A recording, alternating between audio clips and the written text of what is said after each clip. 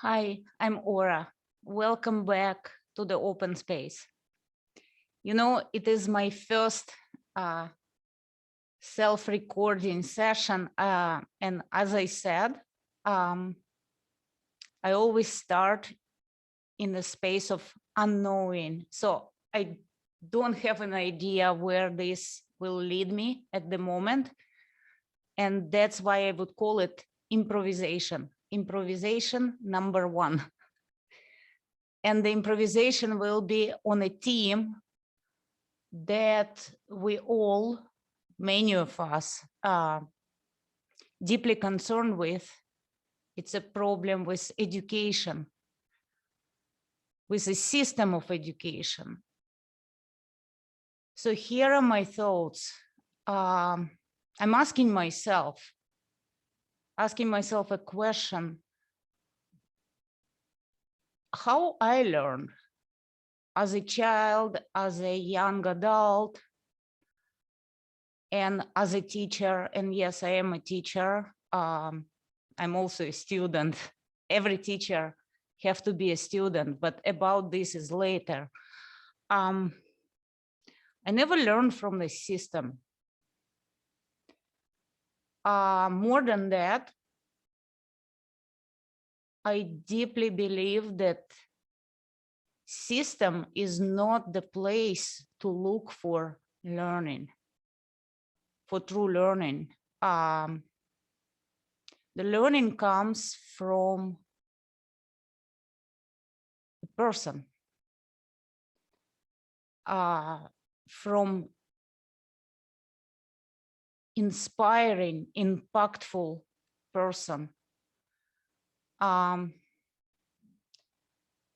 So my first question, I guess, to my fellow teachers, are you inspiring? How are you inspiring your students, your pupil,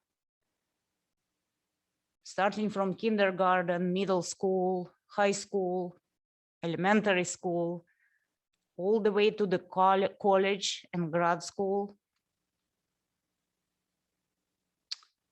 I guess I forgot to say, here is my piano. Here, yes.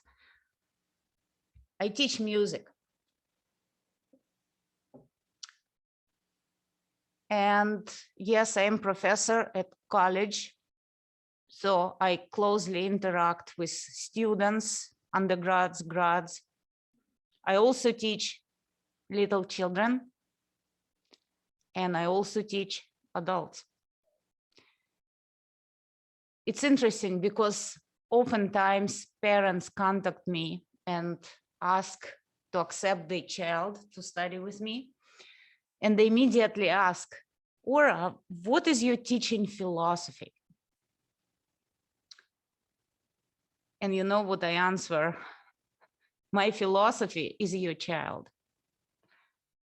And I think that's one of the problems, because teaching cannot be scripted.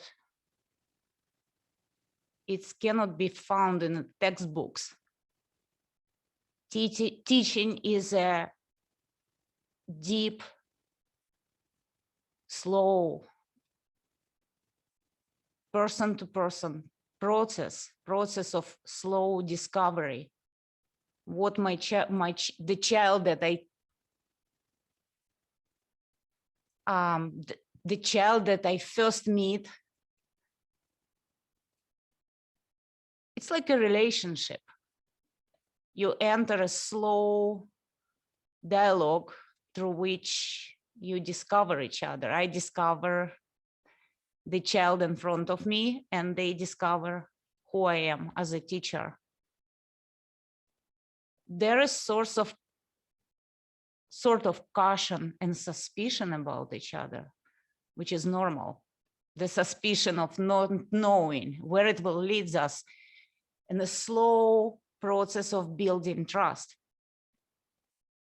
between me and my student, no matter what the age is and the parents. Let me read you something. Something from, I'll share with you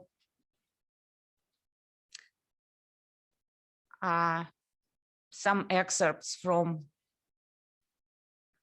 writers, philosophers, musicians who inspire me, because all this channel is about inspiration.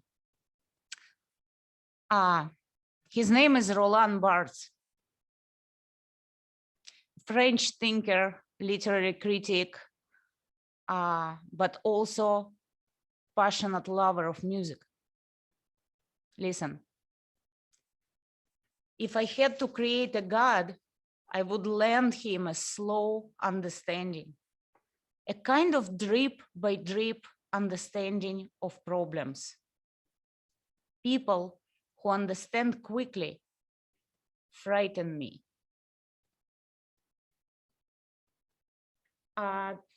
These words deeply, deeply resonate with me, because the first thing I teach my students through music is listening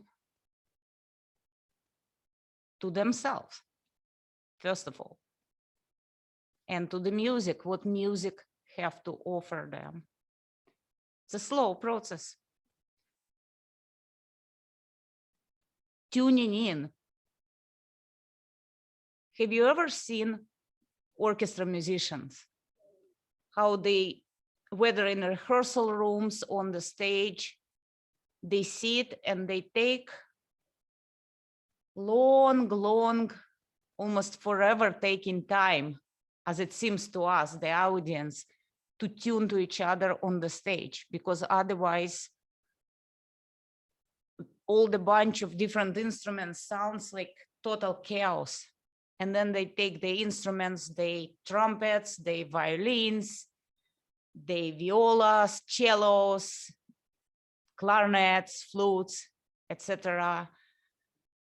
They pick the instruments and they start slowly tuning to each other. So the teaching and learning, they're inseparable from each other. Both are connected with that long link of tuning. Teacher have to tune to a student have to tune to a teacher, and both have to tune to something else. For me, it will be music, a score or a keys or a melody or a harmony, and I will talk more about it later. But also think about parents, and I'm also a parent. You see, I'm jumping all over the place. Don't we have to tune to our children? And they're changing. We're all changing all the time. The world is changing. So shouldn't we be able to develop that sensitive, nuanced ear to be able to tune to that change in order not to overlook it,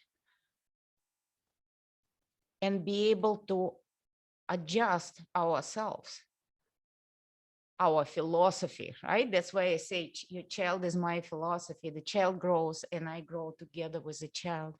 Shouldn't we be able to really practice as hard as we can the nuanced ear that will be sensitive to the change, so we can follow the change and adapt, constantly adapt. So, and here my improvisation leads me to another point, I guess, how adaptive we are. I guess I will stop here, enough for today. It wasn't as scary as I thought, because I look at myself and it's the ironic side of me is laughing or stop talking to yourself, but I actually visualize one of my students, the sneaky faces looking at me, and it calms me down. So that's it for today. And that was improvisation number 1 on the theme, what does it mean to be a teacher? To be continued.